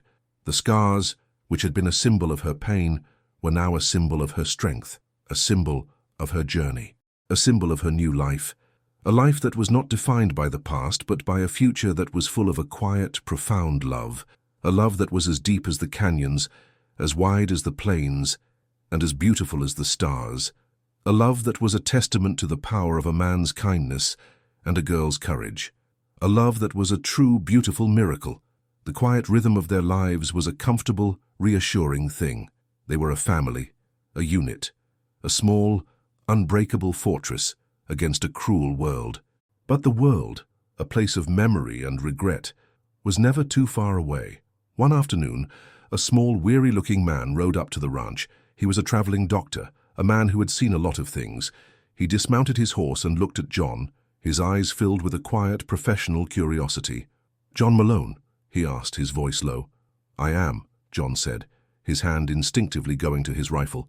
"I am Dr. Marcus. I was a friend of a man named David Vance, Amelia's father." Amelia, who had been working in the garden, stopped. Her heart pounded in her chest. A friend of her father's, a man who had known her before the fire. She walked to the porch, her movements slow and deliberate. Dr. Marcus looked at her, his face a mask of profound sorrow. He saw the scars. He saw the woman she had become. He saw the girl he had once known, a girl with a bright, beautiful smile. "Amelia," he said, his voice a low, choked thing. I thought you were dead. I heard about the fire. I heard you were gone. I'm so sorry." Amelia, her heart pounding in her chest, looked at him. "You knew my father." "I did," he said, his eyes filled with tears. "He was a good man who had a lot of demons, a good man who loved his daughter more than anything in the world." He paused, his gaze fixed on her. "I have something for you. A letter he wrote to you, a letter he wanted me to give you. Should anything happen to him." He reached into his bag, and he pulled out a small folded piece of paper. He handed it to her, his hand trembling. Amelia took it, her fingers brushing against his. The letter was a ghost of a father she had not seen in so many years. She walked into the house, her hands trembling. She sat down at the table and she began to read. The letter was a testament to a father's love. It was a confession. It was an apology. It was a story. He told her about the gold. He told her about the mine. He told her about the curse of a man who was always looking for a way out. He told her about his love for her. He told her about his hope for her. He told her that he was sorry. He was sorry for the fire. He was sorry for the pain. He was sorry for the life she had to live. He told her that he had tried to save her. He had tried to get her out of the barn, but he couldn't. He was a drunk, a man who was too weak to save his own daughter. He told her that he had left the fortune for her, a fortune that was not gold, a fortune that was in her hands, a fortune that was in her heart. He told her that the scars were not a curse. They were a blessing. They were a testament to a life that had survived, a life that had found its way to a new home, a life that had found its way to a new family. When she was finished, her hands were trembling. Her eyes were filled with tears, but they were not tears of sorrow. They were tears of a profound and overwhelming love. Her father had not died a monster. He had died a hero. He had died a man who had loved his daughter more than anything in the world. She had a new name. She had a new home. She had a new family, and she had a new story. A story that was not about a monster, a story that was about an angel. The doctor's visit was a turning point. The letter from her father was a powerful, healing force. It had answered the questions that had haunted her for so long. The guilt, the shame, the profound and overwhelming sense of being a monster was gone. She was a survivor. She was a hero. She was a daughter who had been loved. She was a woman who had found her way. The peace of the ranch was a quiet, comfortable thing, but the outside world, a place of prejudice and fear, was always a threat. One afternoon, a group of young men, sons of the town's most prominent families, rode up to the ranch. They were not here to apologize. They were here to mock. They were here to hurt. "Well, look what we have here," one of them said, his voice a cruel sneer. "The monster and her keeper. Did you find any more gold in that chest, little monster? Or are you just going to hide out here with this old man?" Amelia's heart pounded in her chest. The old fear, the old shame returned. She was a monster again. She was a thing. She was a curse. She stood up, her hands trembling. She was not a warrior. She was a girl who was afraid. John, his face a mask of cold, hard fury, stood up. He was a giant. He was a force of nature. He was a man who would not let a monster touch his angel. "You're on my land," he said, his voice a low, dangerous growl. "You have 3 seconds to leave, or I will make you. You will regret the day you ever spoke to her." The young men laughed. They were a group. They had guns. They were powerful. They were cruel. "What are you going to do, old man? Kill us?" "You're a hero. You're not a killer." John's eyes, usually as calm as a summer lake, now blazed with a cold, hard fire. "I am a hero," he said, his voice a low, menacing whisper, "and a hero protects. And I will protect her. From you. From anyone. I will not let a monster touch my angel. You're the monsters. You're the ones who are scarred on the inside. You're the ones who are cursed. Now, get out." The young men, their laughter dying in their throats, saw it. They saw the fire in his eyes. They saw the force of will that was in his stance. They saw a man who was ready to die, a man who was not afraid, a man who was a force of nature, a man who was a giant. They were a group, but they were not a force. They were a pack of cowardly dogs, and they knew they had met their match. They turned their horses and rode off, their bravado gone. They were defeated. They had lost. Amelia's legs buckled, and she fell to her knees, her body shaking with a fear that was as old as her scars. John knelt beside her, his arms wrapping around her. She was a hero, but she was also a woman who had been through so much. She was a warrior, but she was also a girl who had been broken. He held her, his heart aching with her pain. He had saved her from the world, but he knew the world would always be a threat. He knew the monsters were not the ones who were scarred. They were the ones who were clean, the ones who were perfect, the ones who were invisible. The incident with the young men was a stark reminder of their fragile peace. It was a testament to the fact that their journey was not over. They had won the legal battle, but they had not won the moral one. The town, for all its apologies, still had its demons. The world, for all its beauty, still had its monsters. John and Amelia had a new home, a new family, but they also had a new enemy. An enemy that was not a man, but an idea that they were different, an idea that they were an abomination, an idea that they were a threat. John knew he had to do something. He had to build a fortress that was not of stone and steel, but of love and truth. He had to show the world that a monster was not what you saw, but what you were. He had to show them that an angel was not what you were born, but what you became.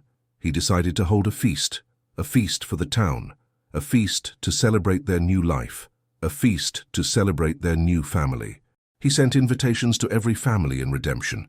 He sent them to the sheriff, to the judge, to the doctor. He sent them to the young men who had tried to hurt Amelia. He sent them to the people who had jeered at her. He sent them to everyone.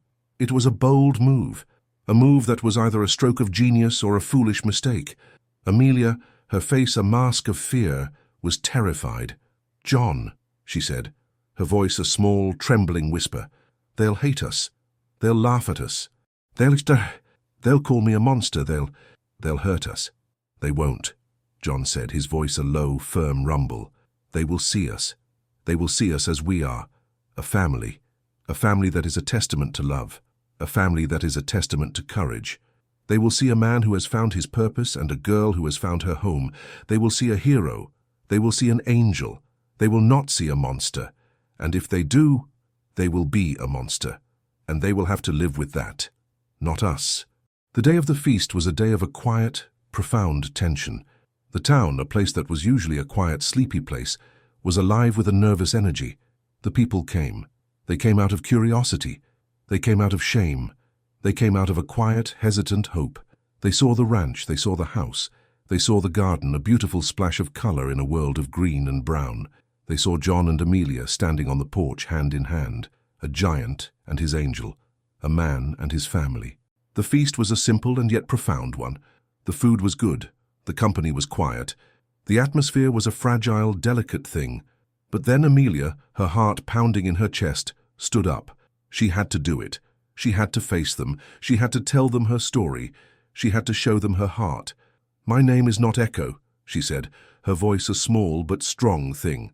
"My name is Amelia Vance, and I am a survivor. I am a hero. I am a daughter who was loved. I am a woman who has found her home. And I am a woman who has found her angel. He is my family. He is my home. He is my love." She looked at John, and her eyes, filled with a profound and overwhelming love, were a testament to a truth that was deeper than any scar. "He bought me," she said, her voice filled with a quiet, profound pride. "He bought my freedom. He bought my life. He bought my angel. And I will never, ever let him go." The town, for the first time, saw her. They saw her as she was. They saw her as a hero. They saw her as an angel.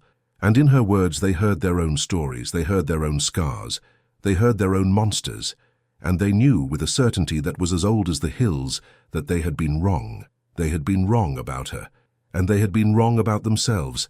The feast was a triumph. The town, which had come to mock, stayed to celebrate. They saw a family. They saw a love that was deeper than any judgment. They saw a courage that was stronger than any fear. They saw an angel. They saw a hero, and in them they saw their own redemption. They saw a chance to be better, a chance to be more. The next day the town was a different place. The whispers were gone. The stares were gone. The judgment was gone. It was a quiet, friendly place. The people would smile at them. They would wave at them. They would talk to them. They were no longer the monster and her keeper. They were a part of the community. They were a part of the town. They were a part of the human story. John and Amelia, their hearts full of a quiet, profound joy, knew that their journey was not over. The world would always be a threat. The world would always have its monsters. But they also knew that they were not alone. They had each other. They had a family. They had a town. They had a purpose. Amelia's art, once a secret, was now a public thing. She would sell her drawings at the general store. The people would buy them. They would buy them, not just for the art, but for the story. The story of a girl who had been broken and had found her way to a new home. The story of a man who had been alone and had found his purpose. The story of a love that was a testament to a world that was good. A world that was beautiful. A world that was full of hope. One afternoon, as she was sitting on the porch drawing, a small girl, no older than 5, approached her. She was a child of the town, a child who had seen her drawings. She looked at her, and her eyes, filled with a quiet, innocent wonder, were a testament to a world that was new, a world that was good. "Are you the artist?" the girl asked, her voice a small, innocent thing. "I am," Amelia said, her voice a soft, gentle thing. "I want to be an artist too," the girl said, her eyes wide. "I want to draw like you. I want to draw the stars." Amelia's heart was full. She smiled, a beautiful, genuine thing that touched her eyes. "You will," she said, her voice a low, kind whisper. "You will draw the stars, and you will be a hero who will not be a monster, a hero who will be an angel." The girl smiled, a small, genuine thing that touched her eyes. She was a testament to a future that was not defined by the past, a future that was not defined by a curse, a future that was defined by a blessing that was a love that was as deep as the canyons, as wide as the plains, and as beautiful as the stars. A blessing that was a true, beautiful miracle, a blessing that was a new dawn. The peace that had settled over the ranch was not a static thing. It was a living, breathing entity, nurtured by the love between John and Amelia, and fortified by the growing acceptance of the town. Amelia's drawings, her vibrant landscapes and heartfelt portraits, became more than just art. They were a chronicle of their life, a visual story of a town's quiet redemption and a family's profound love. The townsfolk, once a judgmental mob, now treated her with a gentle reverence, a silent apology for their past cruelty. They saw the truth in her work, a truth that their own eyes had been blind to.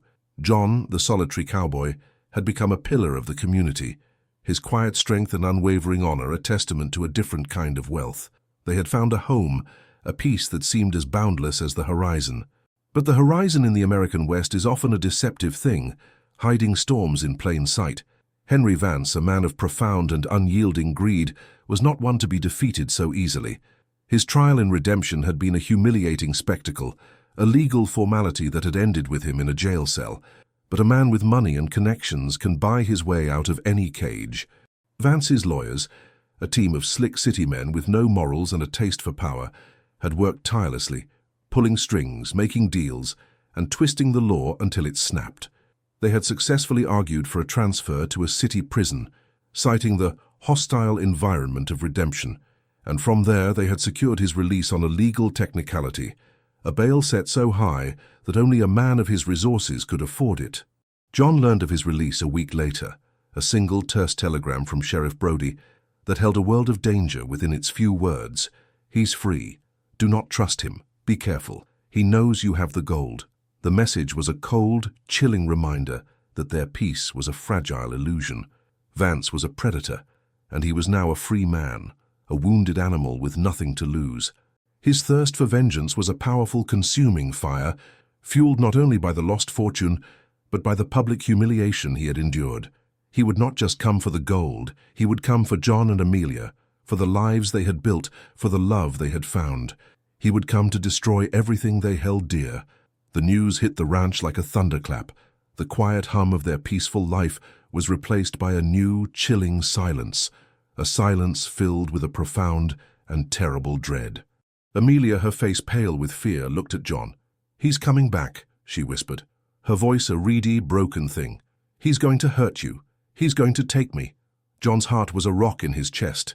He was a man who had faced down wolves, rattlesnakes, and blizzards. He was a man who had stared into the face of death and not flinched. But this was different. This was a man who was not an animal, but a monster who was clean, who was perfect, who was a phantom of the human heart. He was a man who had a list of grievances, and at the top of that list were the two people who had exposed him for the soulless creature he was. "He's coming," John said, his voice a low, firm rumble. "But we'll be ready. We won't be surprised.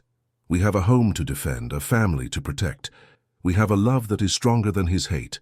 He began to prepare, his movements calm and methodical. He checked his rifles, a quiet ritual of a man preparing for a war he knew he couldn't win with just bullets. He was a man of the earth, a man who lived by a simple code, a code that was about protection, a code that was about justice, a code that was about love. The town, when they heard the news, rallied around them. The sheriff, a man of his word, was the first to offer help. He brought a dozen men, ranchers, shopkeepers, and farmers, men who had once looked at John with suspicion, but now looked at him with respect. They came with rifles, with shotguns, with their own simple, honest, and fierce code of justice. They came to protect a family that was not their own, but was now a part of their own story. The town, which had once been a source of cruelty, was now a fortress of love. The men stood guard at the ranch, their faces grim, their eyes on the horizon, waiting for the storm. Amelia, her heart filled with a quiet, profound awe, watched them. She had been a monster, a thing to be feared, and a victim of their cruelty. But now, she was a hero. She was an angel, and she had a family that was not defined by blood, but by love, a family that was willing to stand with them, to fight for them, to die for them. The storm was on the horizon, a cold, dark thing, but in the heart of that storm there was a light that was a love, a light that was a hope, a light that was a family. The ranch was an armed camp. Men stood guard in shifts, their faces grim in the cold night air. The sheriff, a man who had risked his badge and his life, was a constant presence, his authority a quiet, unwavering force. John and Amelia were a part of the force, their movements a dance of quiet determination. John was a warrior, a man who was ready to face his enemy, and Amelia was a warrior, a girl who was no longer afraid. She would sit on the porch, a rifle in her hand, her eyes on the horizon, her heart a fortress of courage. She had been a victim for so long, and now she was a protector. She was a woman who had a family to defend. She was a woman who had a love to protect. The storm came in the dead of the night. A dozen riders, their silhouettes a dark, menacing presence against the pale light of the moon. They were not an army, but they were not alone. They were led by Henry Vance, a man whose face was a mask of cold, malevolent fury. He had come for them. He had come to destroy them. He had come for his vengeance. "Malone!" Vance's voice, a chilling echo in the silent night, rang out. "I'm here for the gold. I'm here for my niece, and I'm here for my revenge. You're a fool, Malone. You thought you could defeat me. You thought you could hide from the law. The law is a tool of the powerful, and I am a powerful man. Give me what's mine, or I'll burn this ranch to the ground. I'll burn everything you love." The town's men, their rifles in their hands, were a silent, unmoving force. They were not here to fight the law. They were here to fight a monster, and they were ready. "You're not getting anything, Vance," John's voice, a low, firm rumble, responded. "This ranch is a home. This girl is a family.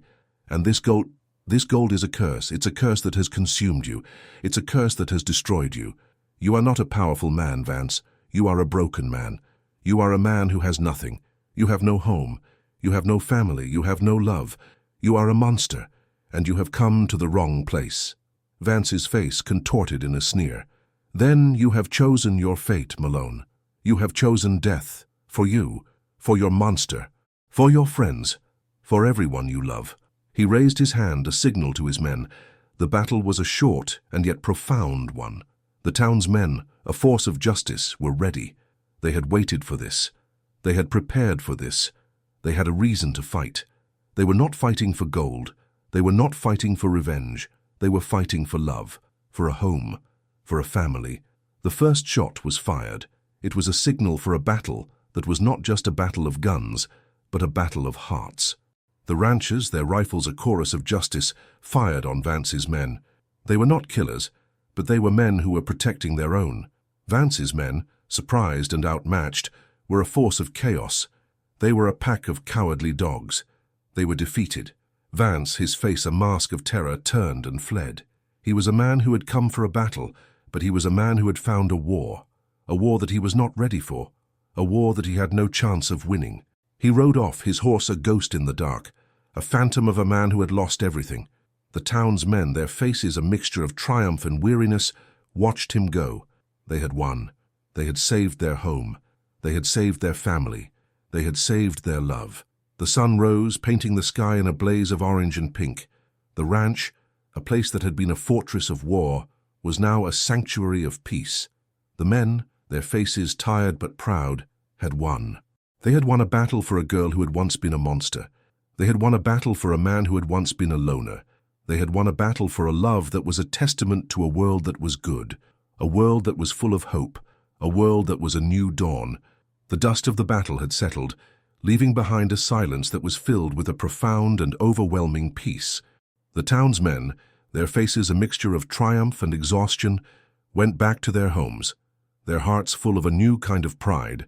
They had fought for what was right, and they had won. They had fought for a family that was not their own, and in doing so, they had become a family. The ranch, a place that had been a battlefield, was now a sanctuary. John and Amelia, their faces a mask of quiet relief, were alone again. They were a family. They were a unit. They were a small, unbreakable fortress against a cruel world. They sat on the porch, hand in hand, watching the sunrise. The sky, a beautiful canvas of color, was a testament to a new beginning. The past was a memory. The future was a promise. "He's gone," Amelia whispered, her voice a small, trembling thing. "He's gone," John said, his voice a low, firm rumble. "For good. He won't be coming back. He knows he can't win. He knows he can't fight a love that is stronger than his hate. He knows he can't fight a family that is a fortress." Amelia leaned her head on his shoulder, her heart full of a quiet, profound peace. She had been a monster, a girl who had been broken by the world. But she was not a monster anymore. She was a hero. She was a survivor. She was an angel. And she had found her home, a home in his heart, a home in his arms, a home in his world. The gold, the star of gold, was a memory. They had sold it, all of it, a fortune that had been a curse. They had used the money to build a new life. They had built a school for the children of the town, a school that was a testament to a world that was good, a school that was a testament to a world that was full of hope. They had used the money to help the town. They had used the money to help the people who had once been their enemy. They had used the money to build a world that was not defined by greed, but by a love that was as deep as the canyons, as wide as the plains, and as beautiful as the stars. The ranch, their home, was a testament to their love. The garden, a beautiful splash of color, was a testament to her courage. The drawings, a story of a town's redemption, were a testament to her art. The man, a giant who had once been a loner, was a testament to her love. The girl, a monster who had once been broken, was a testament to his kindness. Years passed, and their story, a legend in the town of redemption, was passed down from generation to generation. It was a story of a monster and an angel, a story of a man and a girl, a story of a love that was a true beautiful miracle, a love that was a testament to a world that was good, a love that was a testament to a world that was full of hope, a love that was a testament to a new dawn.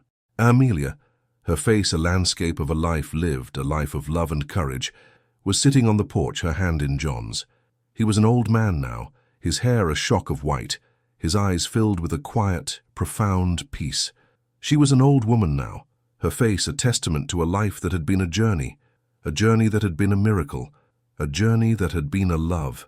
"John," she said, her voice a low, soft whisper. "Thank you." "Thank you for what?" he said, his voice a low, gentle rumble. "Thank you for buying me," she said, her voice filled with a profound and overwhelming love. "You bought my freedom. You bought my life. You bought my angel.